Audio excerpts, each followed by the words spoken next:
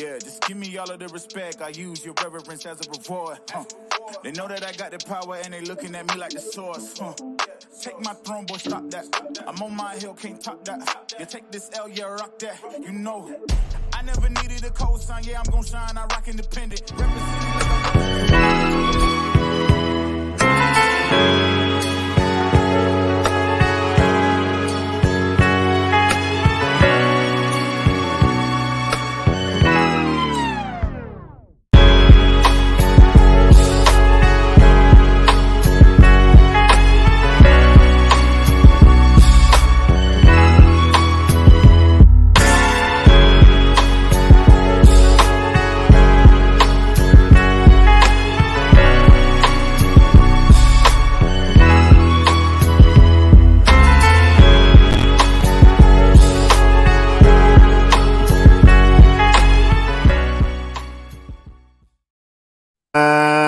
What's up, Knicks Nation? KOD Universe, stand up, and all you Degens, wake up and get your coffee. Welcome to this Friday, December 23rd episode of the Knicks Morning Brew. I am your guy, Hector, and I'm chilling with my man, Fabulous Phil. As always, Mr. Phil, what it do, baby? Chilling, bro. Can't complain, man. Life is good. Yes, sir. Even though we took a L the other day, I think we got so much that we can learn from that last game. I'm looking forward to hanging with our boy Sonny today and just kind of like chopping it up. And honestly, so pumped the fact that in the last 2 years, I have not been able to spend Christmas with my family. So 2 years ago, I had COVID, so I was downstairs stuck in my studio. And then last year, on this day right here, my tumor surgery got infected and I got rushed to the ER. And so I spent all of Christmas through January 12th in the hospital. So this is the first year that our family of four is able to kind of just chill, connect, and hang. And so I'm looking forward to the sugar. I'm looking forward to the Knicks. I'm looking forward to just chopping it up and hanging out with family. So it's going to be good, man. How about you? Yeah, I'm good, brother. I tried to get an ugly sweater. I couldn't find an ugly sweater when I was in Dykeman yesterday, so I had to go with this. You know what I mean? I had to go with this light little flannel. But bro, knock on wood, glad that you're fine, glad that your health is good. People out there that are watching, happy holidays, like we said on the last episode. Whether you celebrate Hanukkah, whether you celebrate Kwanzaa, whether you celebrate this pagan holiday that was taken over by the Catholic Church that is called Christmas, everyone that's out there, happy holidays. And without further ado, let's bring on the guy that we reached out to jump on for the convo, Mr. Sonny. What it do? Good morning. What's up? Good morning. First thing I have to say is whoever made that intro deserves a raise. That was awesome. I loved it. Nice. That was our guy Info Arcade. Shout out to Info for that dope intro like always. But Sonny, bro, thanks for coming on to the Morning Brew, my guy. Not sure if you a coffee person in the morning, but if you are, what kind of coffee do you drink, or is it just a Red Bull?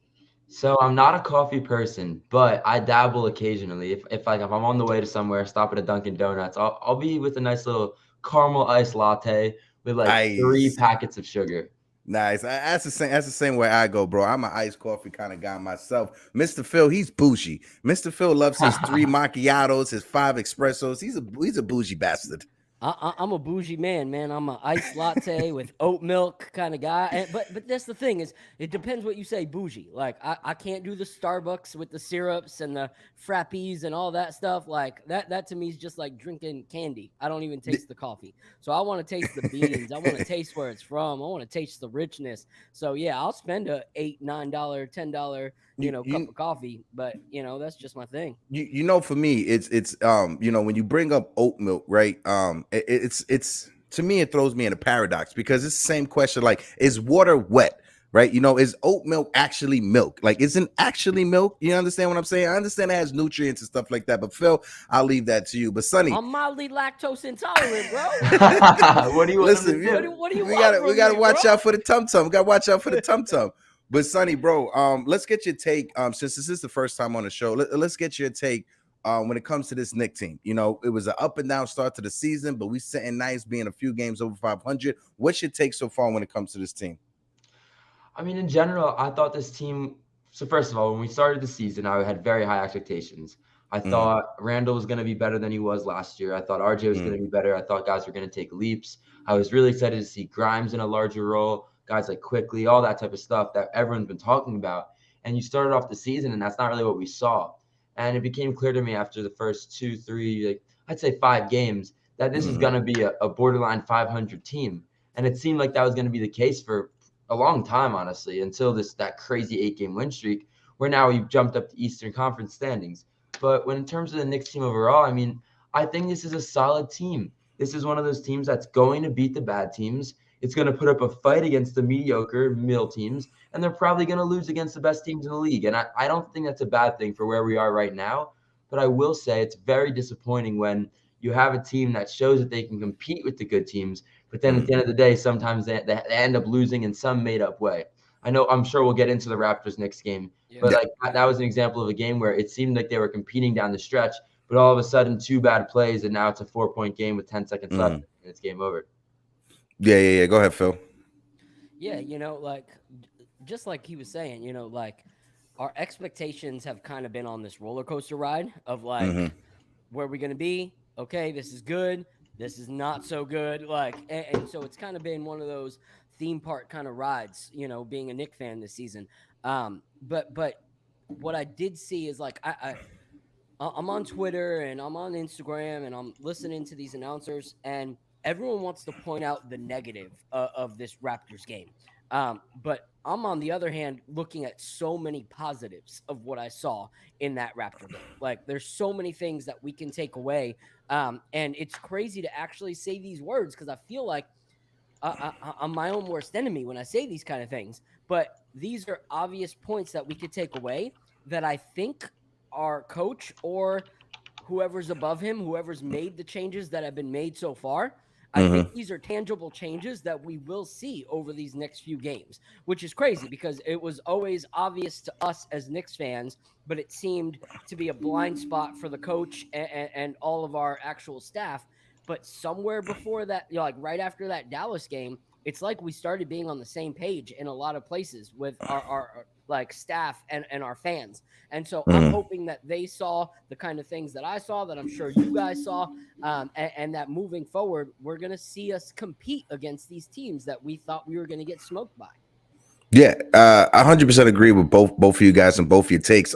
Coming into the season, Sonny, I had the same thing, right? Low expectations, but at the same time, high expectations, but at the same time, just wanting the team to be better than what we were last year, right? Like you said, we were expecting a few players to make that jump this season, whether it be Julius Randle, whether it be RJ Barrett. But one thing I could say, and Phil, it's good to look at, the good points of the loss. It's easy to look at the good stuff when you're coming off of an 8-game winning streak. If it was a 9-game losing streak, I'm not looking for nothing good. It's blood on the wall for me.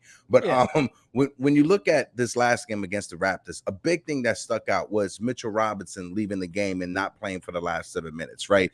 Then you start scratching your head because I probably was on the rebounding point of the game towards the end. And it's the same thing with Tibbs. It's either Isaiah Hartenstein or bust. Let Jericho Sim get some minutes, right? Let him just take half of the minutes off of it. But when it comes from a collective of the team, the game against the Raptors, you truly felt the absence of Quentin Grimes. You truly felt that. Even though you didn't have anybody for Pascal Siakam, I understand that. But Quentin Grimes' presence, not being in that starting lineup, it was felt. And you felt that in the first quarter. Sonny, what's your thoughts on that? Well, no, I mean, for me, the difference in the game was the turnovers. Because you look at the game and you see, like, not that box score watching is the way to go. You have to do both, use the eye test, and which I watched the whole game. But they made the same amount of shots, shot 10% better from the field. The Raptors shot 26% from 3. The Knicks were at 42. The only difference in this game was the turnovers. The Knicks had 17 turnovers to the Raptors 5. So if a team shoots 26% from 3 and you hit 11 threes, like, you should win that game almost every time in today's NBA. But you turn the ball over so many times, and that was the difference in the game. And I think it's kind of a summary point of the Knicks season, in that you can do a lot of things right, but they still will find a way to do that one thing wrong and lose the game. And I think it starts with Jalen Brunson as the point guard of the team, of course. You got to find a way to get guys the ball in spots where they're not going to turn it over. But I will say I did love to see Julius and RJ both with 30 points, because I'll speak for myself, but I feel like it's been a long time since we've seen those two guys not only play well, but do it on the same night. A lot of times one of them will defer to the other, which I don't always think is a bad thing, especially once you bring in the third star of Brunson. But I think there's a lot of times where you have to find a way to have them both be effective offensively. And I think the Raptors game was a great example of that. But in terms of what you mentioned, I do think they miss Grimes. I think Deuce McBride does his best to try to replace what he brings. But Grimes' build, I mean, that's why I've loved him for so long. At 6'4", 210, he has the perfect frame in today's NBA to be that two guard, because he's not too big. He can still move quick, but at the same time, he has the wingspan to defend those guards and even some wings out on the perimeter. So I do think we miss Grimes. I think the Raptors game, like you said, was a great example of a hard-fought game that we just ended up not winning. But I like what I saw. I really did. Yeah, go ahead, Phil. Yeah, so my takeaways from the game is first, whoever's still a Grimes doubter or a Grimes hater, like, just stop. Like, it's time to zip up your mouth, get off Twitter, let your no Quentin Ntilikina. No Quentin Ntilikina. Like, put your Twitter fingers to rest. Like, suspend your own account for the sake of the Knicks fan base. Like, this kid has shown that he is an intricate and honestly crucial part of our roster. Like, he is a way that we are able to shut things down. He is one of the few players that we have that can actually bring something to the offense without it having to be ISO driven. Like, everybody else in our starting five that scores is very ISO driven.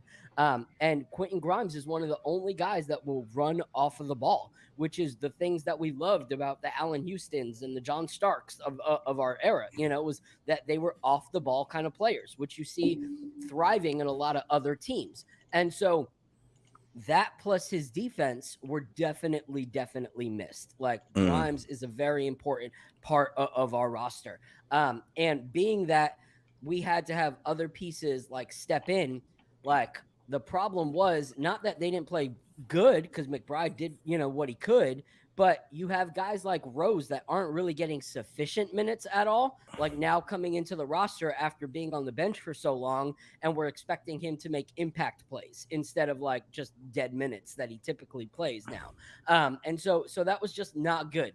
Hartenstein, we saw him make passes and stuff the other day, and that's great and all, but what we needed was a body that could stop what they were doing on the rebounding end in the last quarter. And instead, we had him there getting bullied, getting beaten. There was a play where they had like 3 attempts while trying to get back ahead of us. We were ahead. Then we give them 3 opportunities to score. In a row, too. You're not going to have a changing point of the game. Yeah, you're not going to have a Siakam and Van Fleet and OG like missed 3 times in a row. Like, 2 times was enough, but then we let them get that third opportunity. It was insane. Hartenstein only played, I think, like 10 and a half minutes, and he had more than half the rebounds than Hartenstein had that whole game. So Hartenstein was not the great substitution there. I'm gonna wear my ugly sweater like I promised, but I had to throw on the Duke, because the Duke of York. Shout out to Frizzy Designs. I had to represent RJ because RJ showed why he's RJ. Forget the start of the season where he had his up and downs. He's been consistent. He's been great. I'm going to put this up real quick, this little file, because straight up, it was said earlier by the homie Jay Nicky. I'll say it again. Point Barrett is the best version of RJ. When we let RJ Barrett have those kind of opportunities where he can create plays, he showed that he can do that very, very well. And we don't typically allow him those opportunities. So huge game for him. I think. And so here's the thing. Even before this game, he was doing good. And people were talking about, I would trade RJ for OG. And you look at the stats, blows my mind that you would do that. RJ. It's because that it's a division between RJ fans and Julius Randle fans. That's literally what it was. But to go back to the points that both of you guys made, Sonny brought up the turnovers factor, and that's a big factor, and that sticks out like a sore thumb, right? Because when you look at our team, right, the Knicks, the reason why they're able to push the ball so well and be a high end offense is because they have good ball handlers in that starting rotation. When you look at the Mavericks have a hard time pushing the ball because besides Luka, they only have specialists on the court. That's all they have is just specialists, whether it's a 3-point specialist or whether it's a rebounder specialist. That's all they have. But when it comes to the Knicks and our ball handlers, IQ to me felt like he was out of place because he's the number one ball handler when he is with the second unit. Having to divert to Jalen Brunson, I'm not sure if he was too comfortable with that. It showed very early in the game. As the game went on, he got a little bit comfortable. But missing Quentin Grimes, who was also a phenomenal ball handler and who pushes the ball and understands his role. And that's the thing with our Knicks team. We need more guys like Quentin Grimes that understand their role and understand that, listen, I'm supposed to do X, Y, and the third. I'll leave the big stuff, the flashy stuff to the other guys. And like Sonny brought up, seeing Julius Randle and RJ Barrett both go off for 30 points, not kind of like fighting with each other of who's going to be the big star of the game. To me, that was the best that I've seen Julius Randle and RJ Barrett perform at the same time on court. Go ahead, Sonny. Yeah, I also just think your point about Quentin Grimes and what he brings to the roster and how the roster is constructed, it kind of makes me mad that we ever, and this isn't, I'm not the first one to say this, but why did we even go sign Fournier 2 years ago? Why were those moves made if we were drafting guys to fill those exact roles? Why was Obi Toppin drafted if Julius Randle's on the roster? These are the types of questions that at the time I got excited for the draft picks. I'm not going to sit here and tell you I didn't. I liked Obi Toppin. And I'm not even going to lie to you also. I liked the Fournier signing at the time. I was like, all right, like Fournier, great shooter career. Like one of those guys that didn't just have one good season, but shown over his career he can knock down the three, which he did in the first year with us, shot 40%. But it's like, it just shows another example of there's a concrete disconnect between the coach, the front office, and the ownership. And I don't think anyone can argue that there's not, because when you make these moves, and it's literally stunting the growth of your young players. Finally, Tibbs benched Fournier, so it's not getting in the way of Grimes playing time or quickly playing time. But before that was the case, same with D Rose, who I love, these guys have to improve.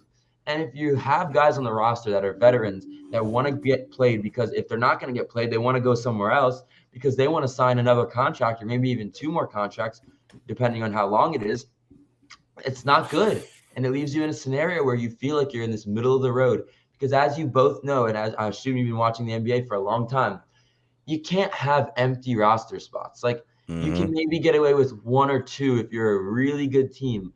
But every single person on the roster has to be able to contribute something. Even if it's someone like Theo Pinson who's there just for cheerleading. Like, I'm serious. But it has to be something. It can't just be like, there has to either be on-court production, chemistry in the locker room, or something else that I don't know. Like, they have to find a way to get this roster more well-rounded to the point where you can go down each guy and be like, all right, on any given night, this guy will come in, give us something. And this guy will do something else.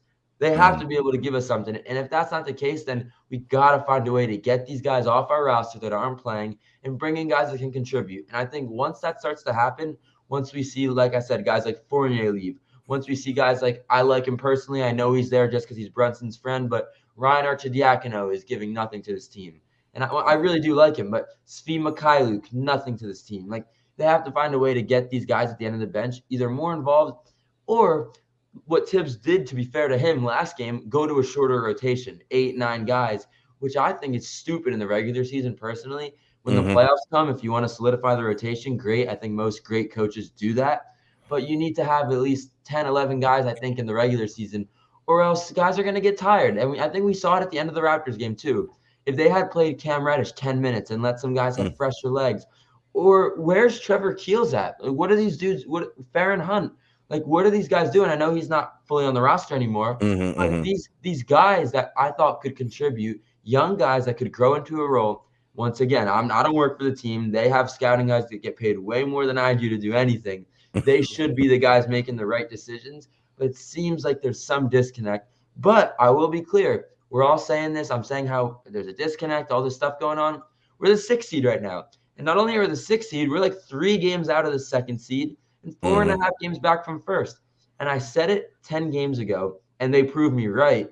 And it's true about not only the Eastern Conference, but the entire NBA right now.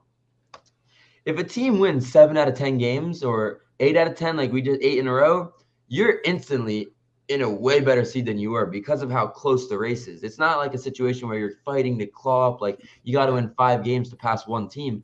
If you go on a good 20-game stretch, you could be first in the conference. Yeah. No, absolutely. And before you go, Phil, Sonny, you didn't hear about Evan Fournier's crepes that he makes in the locker room after every win. I think that's what he brings to the table. You think he put strawberries in there? I heard it's authentic chocolate. That's what I think it is. It's chocolate from South America. Gotcha. But Phil, before you go, I just want to shout out the chat real quick. Shout out to Stephen Fox is in the building. Uncle Foxy, salute. How you doing? And of course, Jiggaman Porto, who's the third host over here, but he's a little bit busy. G Money is in the building. Mr. G Money, what it do? NY Originals is in the building. What's good? How we doing? And I got my man Pots and Pans, Mr. Pudge, nice Pudgy, what it do, baby? But when it comes to this roster, I agree with you 100%. Even with the guys at the end of the roster, you got to be able to bring something to the table, because if somebody goes out, you have to be able next man up. That's the mantra we're supposed to be having. It's supposed to be the next man up or bust. Go ahead, Phil. Yeah, so it's hard, man. It's hard to play coach, play manager from a couch or from a desk where we're at, because we can easily say, we got to play more guys, but our 8-game win streak didn't come until we went down to a 9-man rotation. We were getting our butts whooped when we were doing the 10, 11, players coming in and out and trying to just play a certain role. So it's kind of hard to actually say, yes, he's got to play more. I think being open to it is the big key, and having that bench that you're willing to play when push comes to shove. Because yesterday's game, was it yesterday? When was it? What was it? No, it was Wednesday. Yeah. Wednesday's game proved that a 9-man rotation is great when you have your 9 men. When you actually can pull that off. And if someone was to get injured like Mitch or was out like Grimes, to be able to pull from the bench would have really, really helped us, But we are so set in the fact that Cam is getting traded. I feel like since that's already a one and done in most of our minds, then get him out of here.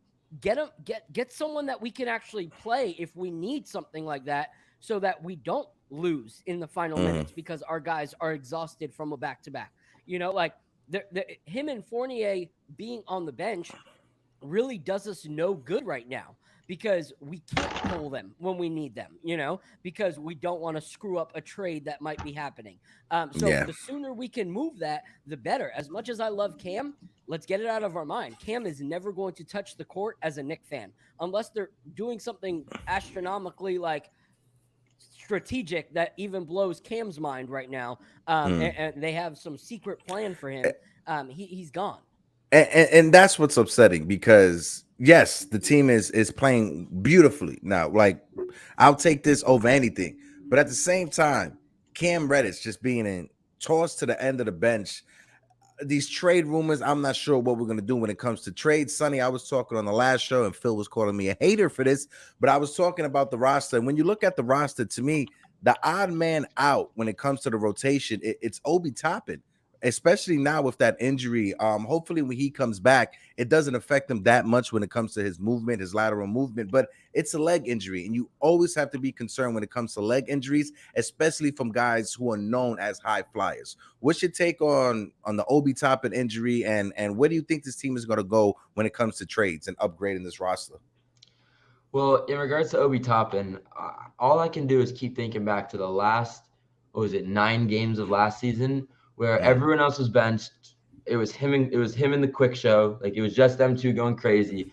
I think Obi had 2 or 3 30-point games. And I know teams were mailing it in. It's the end of the season. It happens. But I can't help thinking back to those games and think about what Obi Toppin could be if he was given the true opportunity to progress in a role as an on-ball player and as a shooter, because he can knock down the three. And I was surprised to see that from him. So I am an Obi Toppin guy. I think he's very good. I think he has a chance to be very good in this league.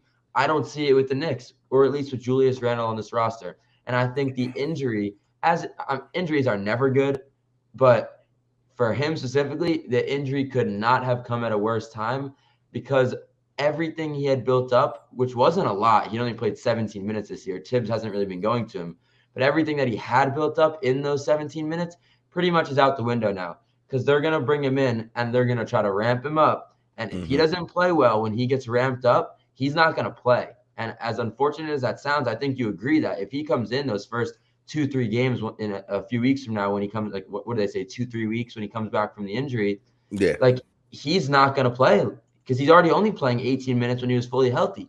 So coming back from injury, he's going to have to impose himself right away. And I don't necessarily think that's fair to him, but it is a Knicks team that is not at the bottom of the pack like we're talking about. We're discussing this team like it's a rebuilding or like we're at the bottom of the pack, but we're in the playoffs right now. So shout out to the Warriors. They're trying to do the same thing where they're trying to contend while also developing their young talent. And I don't know if this Knicks team's trying to contend truly, but they're definitely trying to make a fight for the playoffs. Now, in regards to trades, I will tell you 2 guys I don't want, and then we can have a bigger conversation about the trades themselves. I absolutely do not want the Knicks to go after Zach LaVine or Christian Wood. Those 2 guys I am heavily against for a multitude of reasons. Zach LaVine, first of all, he is I'm sorry. I love Zach LaVine. I loved him in Minnesota. I cannot think of a single player in the NBA today that would be a better example of getting a star on the decline. He's having his worst season in a few. He's an athletic specimen who's going to decline in athletic ability over the next 3 years. Nothing about him tells me that he's going to be able to sustain his play or be better than he was 2 years ago. And he'd pretty much be taking a guard spot away from Quickly, Grimes, Brunson, or RJ. If you look at RJ as the 2 guard sometimes, not really, more of a 3, obviously. But I don't understand bringing Zach LaVine in. He'd probably be the best player on the roster, arguably, if he played at his height. But I just think you only bring a guy like that in if you think he's going to be on the team for 2-3 more years and help you contend. And I don't think that's the case. And Christian Wood is an absolute not a fit for this Knicks team. He doesn't play defense. He can score when he's given the ball. Once again, though, he would take Julius's spot or Mitch's spot, and I don't want him on the floor. Yeah, I 100% agree. And like you said, key word, if he gets the ball, because when Christian Woods doesn't get the ball, he gets a little bit upset and becomes super pouty like a 3-year-old. Go ahead, Phil. Yeah, first to Sonny's points about Obi and seeing what Pudge Nice was talking about, like, I think this would be actually a better way to utilize him since he is a smaller frame. Like, to have Obi come in as like RJ's substitution instead of Randall's, especially because we're not using Grimes at all, so when Obi comes back, like, if we don't want to sub him in there, like, having him come in as the small forward and see how he can do, then he doesn't have to be as physical as we would want him to be as a power forward. I think either way we're going to find out, because if they're going to trade him, like we said last time, they're going to have to give him sufficient minutes to show any team that he came back healthy from the injury. And if they're going to keep him, he needs to be playing anyway. So either way, he's going to get those minutes, and it's going to be able to say a lot about the future of Obi. Me personally, I hope that shows that he deserves to be there. But imagine him alongside an actual sustainable power forward, like that he doesn't have to be bullying the big guys on the inside, but he can be more of a moving player since that's what he is. Then it wouldn't make such little sense for him to be going out to the 3-point line, which makes no sense if he's our power forward because he's not going to rebound. When it comes to those trades, I agree completely. I have been a Zach LaVine fan since he entered the league. However, I do not want to see him in a blue and orange uniform. 2 years ago, if you would have said, hey, we're going after Zach LaVine, I'd be like, hell yeah, let's put everything in the bag. Let's make it happen. Now, no, like, not at all. Like, he is not pushing the Chicago Bulls to win alongside of Vooch and DeMar. What is going to make him be able to do that against players that have less, like, playoff experience and haven't played together as long as he's played with those two. Like, it's just not worth it. Christian Wood, not even in the category. Like, I do not want anything to do with Christian Wood. Good player off the bench, not a good player off our bench. We already have too many players that struggle with like their identity when they don't have the ball in their hands. Like, we don't need to add another one into that, another pouty situation. Like, imagine him and Randall on the same team pouting about not getting the ball. Like, come on. Like, we can't do that. You know, like, that's just a crazy scenario. Go ahead, Sonny. You wanted to interject? Yeah, I would look to bring in a guy, maybe not this guy exactly, but someone like Jordan Clarkson, who is a younger type player, who still has upside to him, who can get a bucket low-key up there with anyone in the league, maybe not like the top 5 stars, but anyone else. And he could come, and he's fine coming off the bench. He's not going to be like, he's a good locker room guy. It seems like all the guys love him. He's young, like, speaks for himself. He's back to time in LA. But like, that's a piece that I'd like to bring in, because to me, and I don't want to be like this pessimistic Knicks fan, but I try to call it what it is. And I wish I could speak to Leon Rose and about this, but like, do they really think they can win a title this year? If the answer is yes, then to them, this is what I'm saying, but to them, then go trade for Zach LaVine. Go trade for one of these guys like that's a star. If they think this team can win a title with that addition. I don't, so I'm saying they shouldn't do that. And my point is, if you don't think you're going to compete for a title this year, don't bring anyone in, unless it's going to be like a smaller type guy like Clarkson. Let's play out the season, see what we have. If we can sustain this success for another 50 games and we end up a 6 seed or even 4 or 5 seed again, great. That shows me that this team has guys that can beat teams in the league. And this core, like, if we stay with the same core for 50 games from now, we will have a much better idea than we did at the beginning of the season. The pairings of Grimes and RJ, if Quickly can really step up and continue this play that we've seen in the past 3 or 4 games from him. Otherwise, you bring in other guys to the mix, and then we're going to be in a situation where then we want to use next season as the play out season to see what we got. I truly think, unless they think you can compete, or unless they think a trade can make you better by like a significant margin and take over some of the teams in the East, like the Sixers, the Bucks, which I don't think there's any argument that that's the case. Unless you had some crazy guy request a trade, like imagine Trae Young wanted to come here, maybe something like that. But other than that happening, I just don't see it. And I think that you'd have to bring in, I wouldn't bring in anyone. I'd let the season play out, see where we end up. And at the end of the season, then you can make moves in the offseason. Yeah, same way. And this is our guy, Jiggaman. What up, fellas? Good, brother. Man, I had to make sure. I'm busy as heck this morning. I wasn't going to make the show. I was like, we got Sonny on. I got to stop by. First of all, Sonny, after the loss you and I took last night as Jets fans, I'm glad you made it this morning, bro, because I was calling in this morning, all right? I called out sick. I was like, all right, no more. I can't talk about it. That was horrible. Oh, man, brutal. Appreciate you making time to hang out with us this morning. What up to everybody in the chat? But, man, Sonny, loved your take, bro. I mean, we're finally at a point where we get to see the young guys play. We're finally getting a chance to see what we have in this core. There's no piece out there right now worth us giving up a whole bunch of our guys, a whole bunch of our picks, because there's nobody out there right now in my mind that gives us the chance to really take it all the way. The whole point of what this season needs to be is seeing what we have. We've been begging for it. Tibbs was forced to be put in this position that it looks like he's a good coach again. And the truth is, our guys are making him look good. I don't care. I don't care how we get there. Now, granted, the game the other night hurt. All right. And I think what people don't realize, it hurts us content creators more than anything. Let me tell you, I had amazing iHeart fan club graphics made for that next morning. I had a full Count Dracula costume being made to be able to come on here and be like 9 wins in a row, and that couldn't happen. All right, so it hurt me more than anybody. I promise you guys. And yeah, Foxy, yes, I know Foxy. Ladies and gentlemen, goodbye to Zach Wilson. Well, maybe you guys, like I said the other show, don't hate me for saying this, Jiggaman, but maybe you guys can have Isaiah Hartenstein try out for the quarterback. The way he loves to throw the ball down the court. I thought so too, but But then in that Raptors game, he tried that throw again. It didn't work this time. Y'all saw that. A 6'10" quarterback from the pocket. You never know, could work. But but snap, you know, Phil, you wore the ugly sweater. I forgot. All right, my bad. All right, go ahead, Hector. My bad. Anyway, like I was saying, yeah, Sonny, I apologize. This is the chaos that goes on here at the Morning Brew. But but when it comes to the trades that Sonny laid out, I 100% agree. When it comes to Zach LaVine and when it comes to Christian Woods, those are two players that I do not want on this team. Not because they don't have the talent to play this game that's called basketball. It's because one, Christian Woods, it's a head case, right? It seems like he's a bad chemistry, bad locker room guy. So take him, throw him out the woods.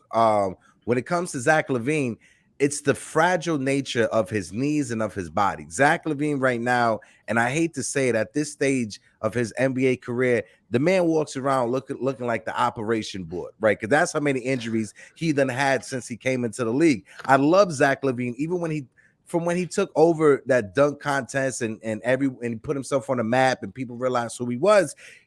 And then he went to Chicago, and then he solidified himself as a 3-point shooter in this league. But then the injuries kicked in, and that's my concerns with Zach LaVine. It's a huge contract, it's a huge risk, and we're going to be giving up too much assets in order to get him. I'm not trying to give up draft picks, young players, and absorb all that cap space if it's not going to be for somebody that's going to push us over the hump, like Jay Boogie put in the chat. Oh, I want to shout out Jason from 161 River Ave. What it do, my guy? But any moves that could improve this team, just make sure they're smart. I love Kyle Kuzma. I'm not sure if Kyle Kuzma is the way because he's in a starting role right now with the Washington Wizards, averaging over 20 points a game. I'm not sure if Kuzma is going to want to come and take a bench role on this Knicks team. That's just me. It's the same reason that Sonny Carson said it when it comes to Zach LaVine. I'm not sure if Kyle Kuzma is going to want to take that bench role on this team. Go ahead, bro. Do you guys think though it's apparent, right, in the league of how we're going with this 8-9 man rotation? Like you got to figure the conversations with any player right now is, yo, this is what we're doing. Like you see how we're rolling it. Are you comfy coming in as that 6, 7, 8? Right? I think whoever we talk to needs to understand we're not being traditional this year. We're being holy crap. We're throwing anything and hoping it sticks to the wall kind of situation. So again, to me, I don't care for us to go and beg and get Kuzma, but we need bodies. We can't just have people that are sitting on the bench inactive, not doing anything. We look gassed by the fourth quarter. So if you're going to bring somebody that's going to be a piece that's okay to come in and help this team, then great. If it's going to be Kuzma, fine. But if we're giving up stuff like IQ or Grimes or Obi to make a trade like that happen, miss me with that. I want nothing to do with that package. So this is what I think personally, because I think Kuzma's on the end of his contract, right? Like I think this is his last year where he's at. I'll look it up right now. I'll look it up right now, but I believe so. Because if so, I don't say we target him right now. I say if we're going to make a trade by the deadline, that it be a player like Jordan Clarkson that would not screw up our starting rotation and what we have flowing there. But someone that's a guaranteed bucket off the bench. Like that guy is a guaranteed scorer, and he's going to cause problems for a second unit, especially if you pair him with a Miles McBride or a Quick, because I don't think that we get a player like that without giving up one of those two guys. But imagine him next to a Quick or a McBride with an Obi Toppin and a Jericho Sims. Now we don't just have a good second bench. Like we have an actual scoring second bench, scoring bench that we can guarantee and we can rely on, where RJ doesn't have to play 40 minutes because he's going to be our scorer, in that 9-man rotation on the second unit, but that we actually have a designated scorer on the second unit. So I think we do something like that. And if we do astronomically better with him on the bench, it'll make players like Kuzma say, holy crap, like they didn't even have a player like me on their team, and look how far they were able to go last year. I would consider going to a team like that. And then we target him in free agency. Then we target him in free agency and be like, we know that you want to be a part of what we're doing, instead of we need you to be a part of what we're doing. Like then it's we look more appealing, as opposed to come be what's appealing for us, Right. So I think that's the way we go if he's on the end of his contract. To correct you, he has an option for next season, but it's a player option. So most likely he's going to decline it to go into free agency to cash in on the great season that he's having. Go ahead, Sonny. No, yeah, I think everything we're saying is under the same umbrella of the fact that the Knicks have to come up with a direction that they want to go. It seemed like 2-3 years ago the direction was more clear. Got a lot of draft picks, took the young guys. 4 years ago now, getting RJ and everything that's RJ, Quick, Grimes, all that stuff. Now that we're here in this kind of middle ground, we're all talking about what they should do because they have no clear direction. And until that is decided, and we know that starts with the front office, and that starts with the coaching staff and getting those guys on the same page, it'll be way easier to evaluate what moves you want to make. So obviously it's always going to be the topic of conversation. What guys can you bring in, especially when you're in New York? But I agree with what Phil said 100% in that you have to find a way to make a guy want to come be a part of something great instead of having to be what's great. I think he said that perfectly because that's what happens around the league. Unless you're a guy like Luka who's going to demand a trade and be the centerpiece somewhere else, you want a guy to come in somewhere and be like, all right, look, I'm boys with that guy. I know he can get a bucket. I know he'll share the ball. There'll be no chemistry issues. I like the coaching staff. That's the type of stuff that players look at, and it's in New York. And to be fair, this is the oldest thing in sports. Obviously, guys don't want – everyone makes it seem like guys want to come to New York, but they never do. So it's like, when are you going to make New York into a place that guys aren't just going to come be the savior? Like, how many times have we asked for the savior? Right. Zion, come save us. Whoever it is. KD, come save us. KD, Kyrie, come save us. Donovan, come save us. They don't want to save us. They want to do it with a team. Like, you guys get what I'm saying. They don't want to save us. They want to come somewhere where they're going to be able to have someone next to them. They want to be in a place that it has a foundation already built. Not that they have to come along and help build that foundation. No. When Golden State added Kevin Durant to that team, the foundation was already put in place for that team to be a super team. You already have to put the foundation. The only place that it can happen where a savior comes in, you could look the past 20 years, you could look at Miami when LeBron and Chris Bosh went there, but even then they literally just made the playoffs and was eliminated in the first round. So you can't even say Miami, which is a situation that a savior came to save him. No, you have to have the groundwork and the foundation put in place in order to attract that superstar to come in afterwards. Go ahead, Celso. Can you guys tell me what it would take for us to maybe have people show up at the Garden and have amazing games and it actually be like a Knicks player? Because everybody comes to the Garden and becomes a star. Like, we're asking for saviors. It's like, why can't we have the 52-point game night at the Garden? Why can't we just have one of our own guys be like, look at me at the Mecca? Everybody comes in and makes it look like we can't ball at our own house. Everyone makes it come in and makes the Knicks are a Mickey Mouse team. When it's like, it's unbelievable because as soon as the jersey flips, there are guys that have killed at the Garden as road players, and as soon as we sign them, all of a sudden, nothing. Exactly. I forget. Someone was talking about it at the beginning of the season. It might have been LeBron. I'll have to go back and find it, and I'll tweet it to you guys after this. But someone said something about how, like, when you come into the Garden as a road player, the lights are bright, but it's you grew up wanting to play there. But when you come in there as a Knicks player, the same lights are there, obviously, but now it's you got to perform for the Knicks fans. And for whatever reason, something about that is due, which will never make sense to me. But the only team in the league, literally the only team in the league where, and I'm not saying this as I'm not looking at the stats right now, but my gut tells me that the Garden is the only stadium in the league, other than teams that just suck. But the Garden right now is the only playoff team in the league where every highest point scored, every most assist game, every most rebound game was probably by an opposing player. An opposing player. You Welcome to the Garden. Right. Well, when you got Jordan dropping 50, when you got Devin Booker dropping 50, so many. It's sad as a Knicks fan. Kobe dropping 50 points. I remember watching that game when I was in high school when Kobe dropped 50 points. But everyone. Yeah, hold on, wait. And yeah, I'm gonna shout out to the chat real quick. 19 comments said it's starting to sound a lot like tradesmans going on starting here. to sound a lot like tradesmas. I'm telling you, that Christmas spirit. Sorry, I had to. Yeah, you got the nice vocals. Got the nice vocals. Just to let everybody know, guys, if you guys are around later on 4:00 in the afternoon on NYY News TV, myself and Jiggaman will be having our 3rd episode of the Get Yanked show. So make sure you guys tune in today. We're gonna have a lot of things to talk about. We're gonna talk about the Mets also because Steve Cohen. Thank you, Uncle Steve Cohen, because now you are forcing the Yankees and Hal Steinbrenner to spend some money. But on to these Knicks. When it comes to Kyle Kuzma, and I understand this perfectly when Phil said it. When it comes to Obi Toppin, I should say Obi Toppin is the perfect definition of a tweener. Right between a small forward and a power forward.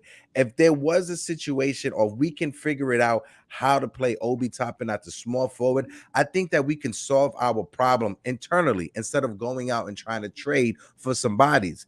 If Obi Toppin could be the backup small forward, that makes it perfect for Isaiah Hartenstein to be the backup power forward, where I said it on the last show, he looks better defensively as a backup power forward than a backup center. So if you have Isaiah Hartenstein at the power forward who can stretch the floor, you can have Jericho Sims be that backup center. That's that muscle bruiser that we need. That's great defensively when it comes to rebounding and blocking the block down low.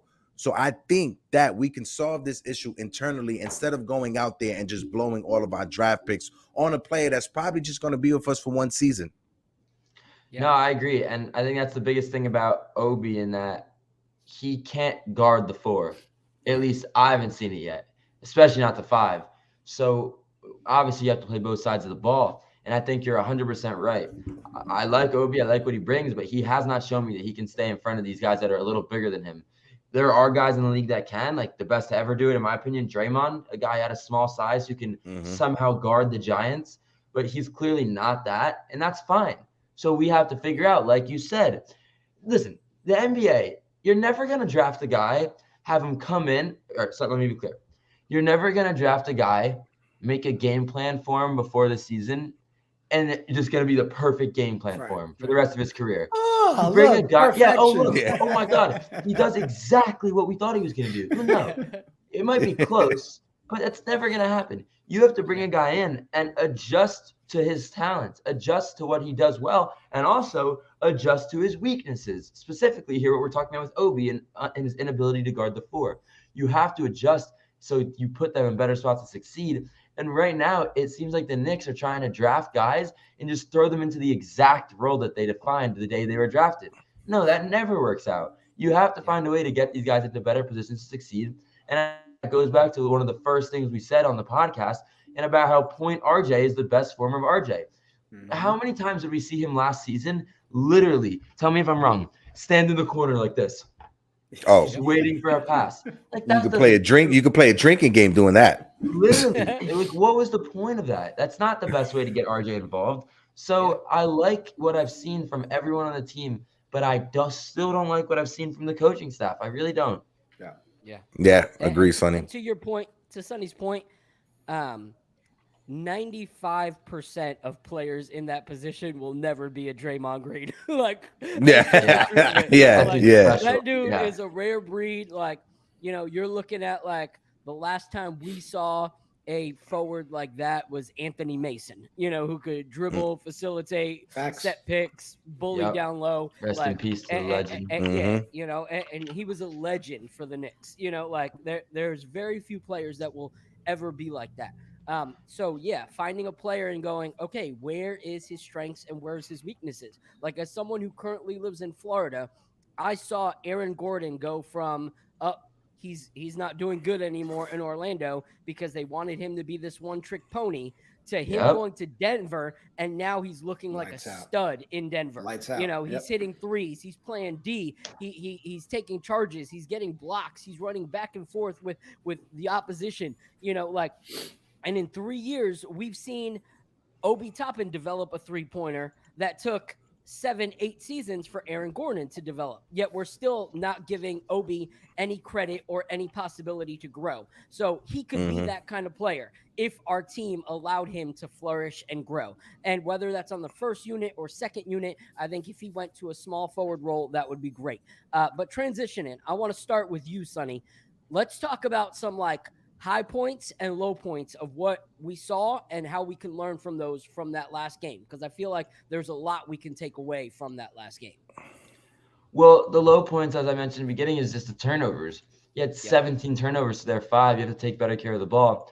But also, I think the number one thing that I saw is, as much as we'd like to pretend that you can win in the NBA just going through, just winning every game by under 8 points, whatever, that's not the case. There are whether it's now, whether it's the finals, no matter when it is, they are going to have to win games down the stretch. And that's a 2-point game or a 3-point game with a minute left. And that's the one thing, going back to last year, I don't even want to say last year, going back to the pairing of RJ and Julius, other than the banked-in 3 against the Celtics and a few lucky, like the preseason Julius Randle game winner, I've yet to really see a consistent, I've yet to see more than 1 or 2 games where the Knicks are either up or it's a 3-point game with 3 minutes left and they end up winning. That's the difference that's what we need to learn from. We need to, I don't know if they don't simulate those situations in practice enough, but the Julius last attempt shot where he broke down the hall clock and then threw up a prayer that airballed, or Brunson's guilty of this too, trying to ISO end of the game. And unfortunately for him, it's just his size makes it really difficult for him to get a shot off at the end of the game when they know he's trying to get one off against a bigger defender. But the point is, they have to show me that down the stretch of the game, they will be able to put together a stop, put together a good offensive possession to get a real shot. And like Phil mentioned, they have to show me that they'll be able to secure a rebound. You're up 1 point and you give up 3 offensive rebounds. They're not going to miss 4 shots in a row down the stretch of a game. That's what lost you the game. So I need to see improvement in that area specifically. Look, I'm going to tell you guys right now, and you'll thank me later, okay? Later today, when you guys are free and have some time, go back and replay the last 3 minutes of that game. But hear me out. Keep it muted and put the circus track behind you. Because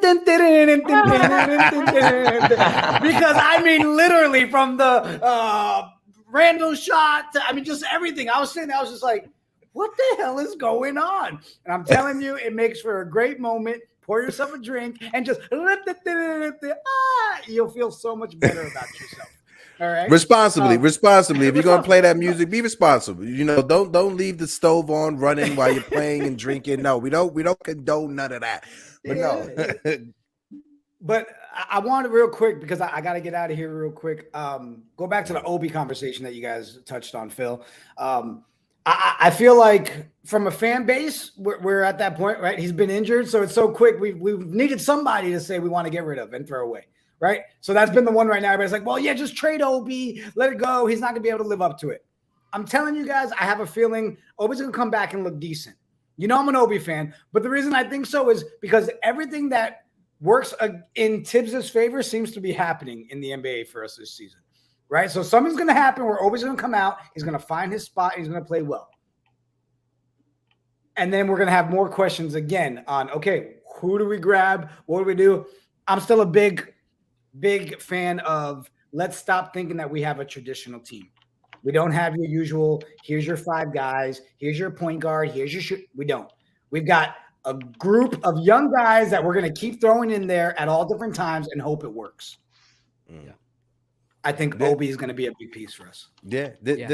For me, it comes down to, if Tom Thibodeau and keep evolving as a coach and understanding that this day in the NBA is different than what it was 20 years ago, or it's different than what it was in 2008, 2009 when he was on the coaching staff of the Boston Celtics. He has to realize that this NBA, it's more of a fast-paced offense instead of slowing it down and just dribbling.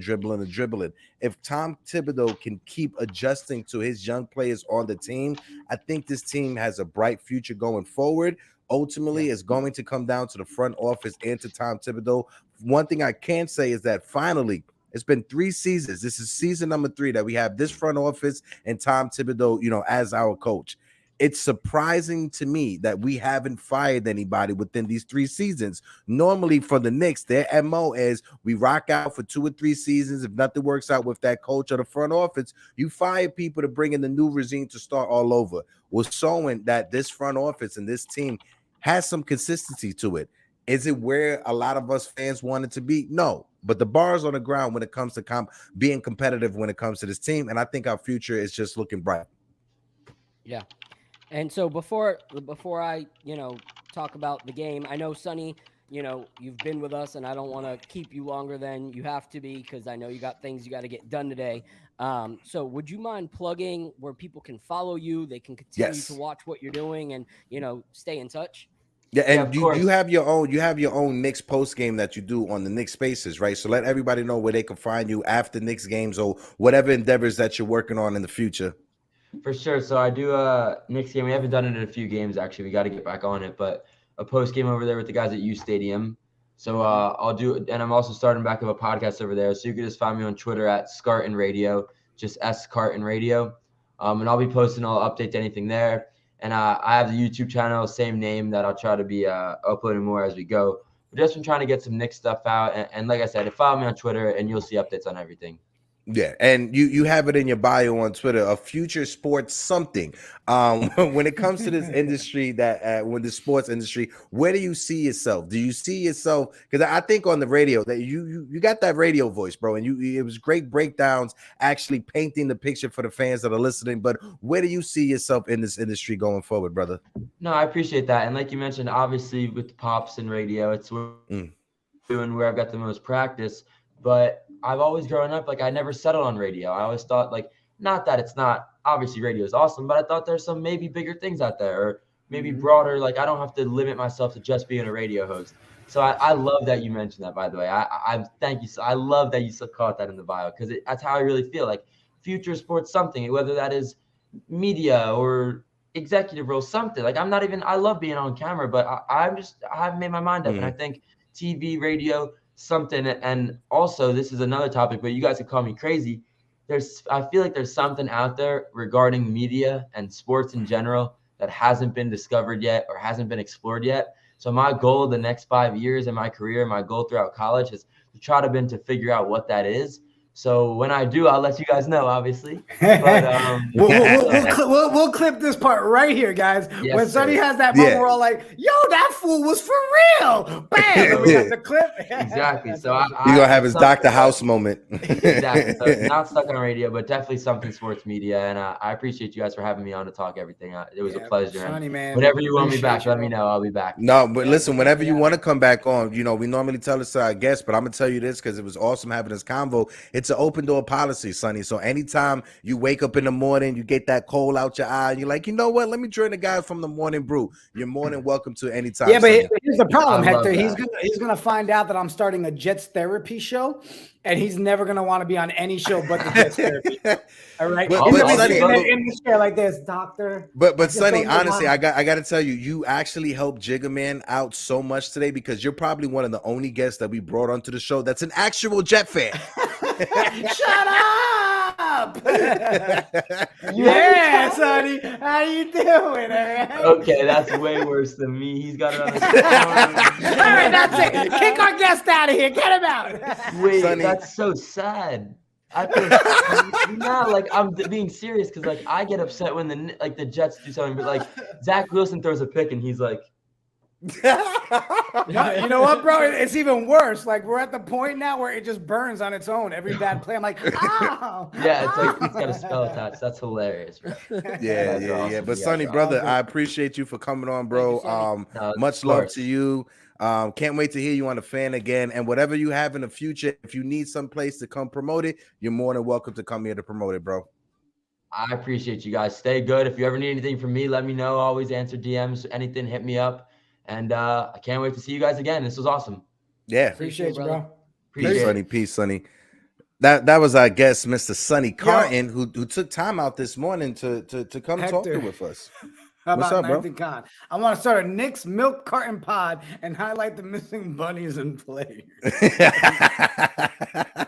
I think Foxy had it right here. Foxy, line of the year. That's so That's sad. so sad. So glad I showed up. All right. Yeah. Oh my God. I got to tell you, I would enjoy making the graphics for the milk cartons with missing bunnies and stuff. Oh, facts. Chris the Flash, what it do? Chris What the up? Flash said Merry Christmas to you all and your family as well. Yeah. Merry Christmas. I love checking out Chris the Flash's videos when he puts them out, man. His intro, Chris the Flash. like he got Chris the Flash. He got that tone too. Chris, I'm telling you, you need to go copyright that. Copyright the slogan. I'm Chris the Flash. I'm telling you. Before I make a t-shirt with that. Oh man. So what we want to talk about? I know you guys got some time. I got a little bit of time. Let's talk. Yeah, I just wanted to talk about that game a little bit, like, because I feel like there's a few things that should be pointed out about it, because people have been talking about our wins and how our wins have been without like very important pieces to a roster. Like, but no one wants to talk about the fact that like one of our main facilitators and main like defensive members of our team was out, and that Mitch was out for that fourth where they dominated on the rebounds. No one wants to like mention that. And I think that's lopsided, where people can talk about how our wins are unbalanced, but when we're missing pieces, it doesn't really matter. And I think it does, because the lack of Grimes did make an impact. So we need to realize that. And then the second point is we have a leader. Jalen Brunson did not play well offensively and did not play well when it came to his turnovers and all of that. But we talk about this all the time. Show me the post-game show, and I'll tell you something about the game. Jalen Brunson took full responsibility for that loss. Even though as a fan watching the game, I'm not going to fully put that on him. When they talked to him about that game, they said, what went wrong? He said, my turnovers cost us the game. My lack of offense cost us the game. And I take that on me.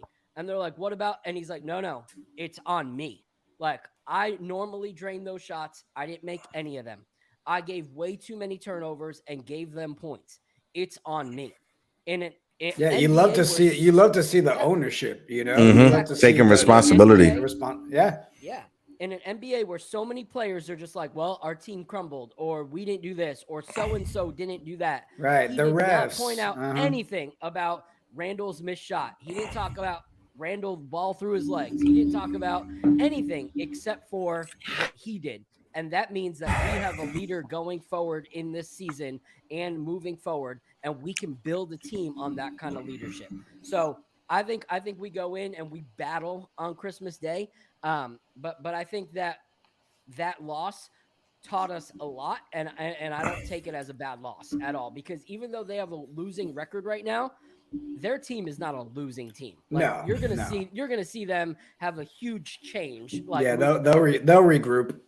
Yeah. So, no, and I agree with you, 19 Con, man. Brunson's defense 5-3 minutes was disappointing. You know, it's funny you brought up the Grimes thing. I'll ask both of you, and I'll start with you, Hector. Phil mentioned, right? Every win is, you guys won without these pieces. You think anybody sits there and says, you guys beat the Knicks because Grimes was out? No way. And like 19 comment, shout out my man comment. He said it, that Grimes would have been out there in those last 3 minutes helping Brunson defensively, and Brunson's defense in those last 3 minutes, it did look horrible. You know, people were just running by Brunson and not having that guy on the opposite end, knowing that Brunson can trust to pick him up when he misses the assignment or he fails to get over a pick, knowing that Grimes is there helps out Brunson. But you really saw the effect of not having Quentin Grimes on this team and what that can cost you, and it could cost you a win. Sonny pointed out 17 turnovers doesn't help you out either, but at the same time, when your defense is not top notch like it's been in these 8-game win, look at it, think of it. In this 8-game win streak, we didn't give up 100 points not once in this 8-game win streak. Our first loss in this 8-game win streak was when we finally gave up 100 points. Yeah, I mean, again, we can sit there and talk about, see how come with his 50, what ended up being 52, right? I mean, but at the same time, we beat ourselves. So many mistakes. I mean, again, we can keep harping on the turnovers, right? We can turn on the bad pass decision making. It's just the whole thing was sloppy, and we still were in a battle, right? It was a roller coaster. Like Phil was getting frustrated with me because my texts were LOL. Right. Like, and he's like, how could you be laughing? I'm like, because it's kind of funny right now. Like I couldn't even explain what was going on. And yet somehow we were at the end of the game, like, oh my God, we can do this. And then we start throwing balls. It was weird. It really was. Yeah. And if I could just say before you just jump in, Phil, I just wanted to say one thing. It's not having Cam just smell the floor for just 5 minutes. Like you said, Phil, just to give a breath of fresh air. We needed big bodies on Pascal Siakam. They tried throwing Jericho Sims. It didn't work. They threw Mitchell Robinson at him. It didn't work. They threw Julius Randle at him. It didn't work. The only person that they didn't throw at him is the only person we have on this team whose wingspan is the only wingspan that could defend Pascal Siakam. So for me, it really shows that the front office and Tom Thibodeau, they're done with Cam Reddish. He's going to be gone. I would appreciate if we all started acting like Cam Reddish was already gone. Yeah. Right? Yeah, because the conversation at this point, I mean, we don't need any more proof. They're showing us. We're not putting him in at all, period. Like, for me, I need to just wake up and tell myself, all right, Cam's not on the team anymore. Let's stop talking about it. Yeah, that's right. Same thing with I hope Rose is not on the team soon, right? Because he's just it's not a piece we need anymore. Yeah. I was in a space 100%. yesterday, and person after person after person talking about we should have played Cam. We should have played Cam. We should have played Cam. And I got on and I said, guys, you need to start as fans. Stop bringing up Cam. Like, think of him as someone that's already gone. Think of him as someone that's already gone, like moved, packed his bags in a different city, because our front office has already thought that. Like, he is like that ex-girlfriend that you guys keep on looking at the picture, taking it out of the box to look at it, picking up the phone like you want to dial the number. Don't. It's not going to happen. Like, if Tibbs and the front office are willing to throw away a possible 9-game winning streak to not play Cam, that should speak volumes to the fact that Cam is gone. Like, that's it. Like, we need to accept that. And the only last takeaway I have is the RJ Barrett we have been waiting for showed up last night. Showed up Wednesday night. Like 66% from free throw, 66% from 3-point line. Like, ready? Hold on. You ready, Phil? You ready, Phil? We need to trade RJ Barrett. RJ Barrett is trash. Oh my gosh, we made a mistake with RJ Barrett. Oh, he is the worst. Oh, no. This is the first time in 30 seasons that we have 3 players scoring 19 points per game or more. Go ahead, Phil. Yep. Yeah. And it's crazy because it's not just his field goal percentage being at 58, but he had rebounds. He had 5 assists. Like, he had steals. Like, it was crazy. Like, no one can watch that game and still get on. It was funny because people were joking because in the last 6 games, there's a bunch of haters that are totally directed at RJ, and they haven't been in anybody's space at all in the last 6 games. Wait, there was a space that said, I think it was in Brutus's space yesterday, where he was like, all these people, where all the RJ haters. He said, I can't find them anymore. They ghosted. They quiet. So I think that was a great takeaway. But so guys, what do you guys want to do? Do we want to talk? Well, wait. I want to talk about that RJ thing a second, because I feel like it needs to be said, especially for us at least. I don't understand why people have a problem with fans and content creators changing their mind about players, about situations. I don't understand that. I don't understand. Are you not allowed to change your opinion? Right? It's okay if you were the one on the train of saying, hey, RJ Barrett's doo-doo. It's okay that you did that. But for those of us that were on the other side, all we ask is just show up and say, I may have been wrong. Yeah. And now tell us what why can't you change your mind? I mean, I love my brother, and then sometimes I love Hector more. It's okay. Just a little bit. What I was gonna say, it's hard to admit when you're wrong. There's people out there that you can have conversations with them, and they will be blue in the face trying to prove that their point is right, even though that they know that they're wrong.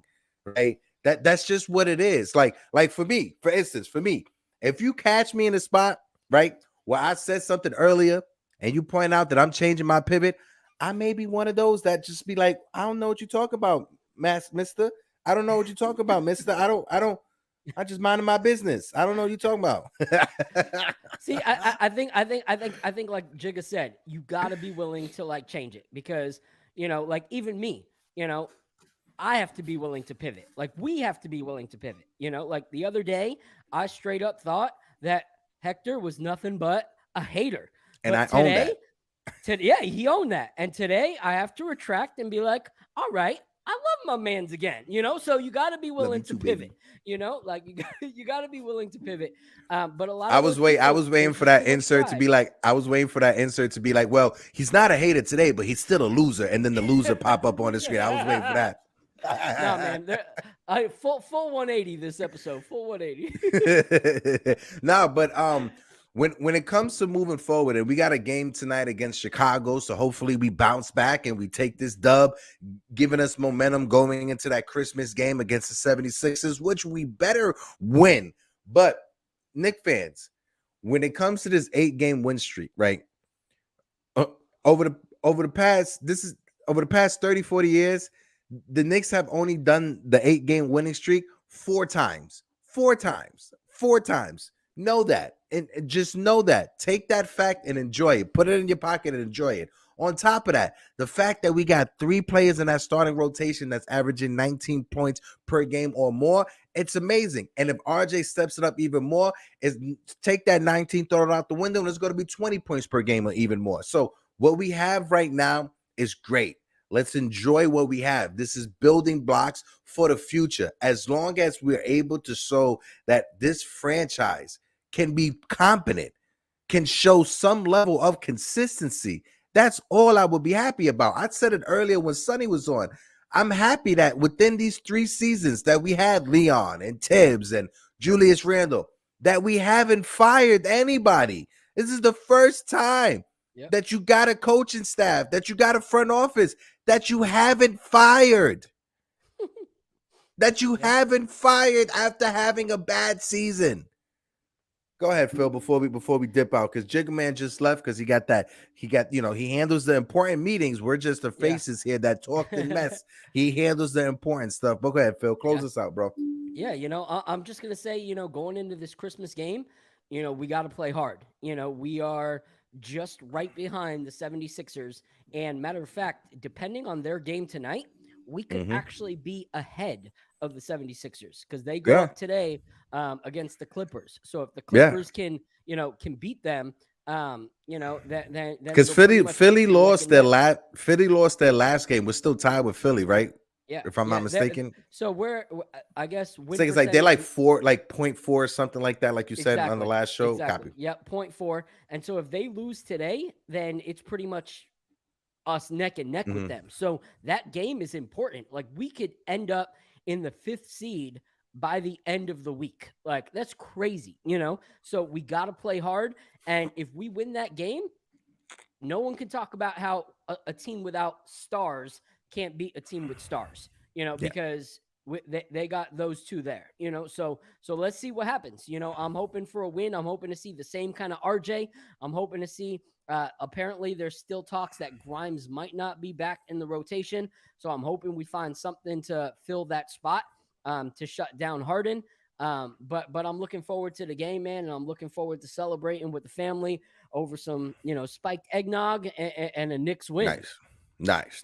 Yeah. For me, I have to go pick up my coquito from the Bronx, like 10 minutes away from me. But I just want the Knicks to go out there, be competitive today, and on Christmas, be competitive on Christmas as well. And like we said earlier in the show, happy holidays, whether you celebrate Hanukkah, whether you celebrate Kwanzaa, like I said, whether you celebrate this pagan holiday that was taken over by the Catholic Church called Christmas, whatever holiday that you celebrate, just know here from the Morning Brew family, we wish you all the best and a happy new year. I know we'll see you before the New Year's come, but to those people who are watching that won't catch us before New Year's, just know we wish you a happy New Year's at all. Shout out to the chat. 19 Con Man, happy holidays. My man Pudgy Nice, happy holidays as well. Chris the Flash, happy holidays as well. NY Originals, I see you in the building, happy holidays.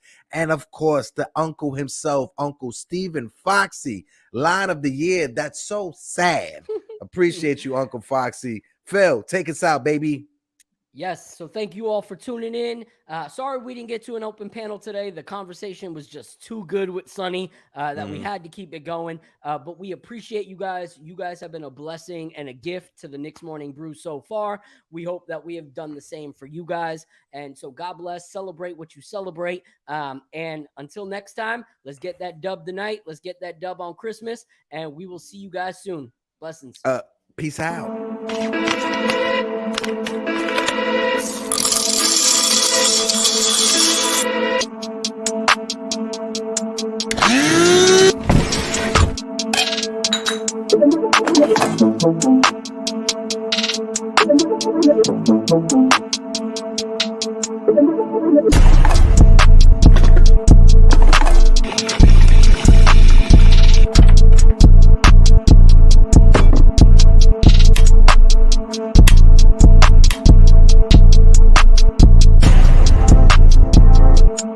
What it do, Knick Nation? What it do? KOD Universe, stand up. And all you DJs, wake up and get your coffee. I'ma slam on these goats like I'm John Starks. I'ma slam on these goats like I'm John Starks. I'ma slam on these goats like I'm John Starks.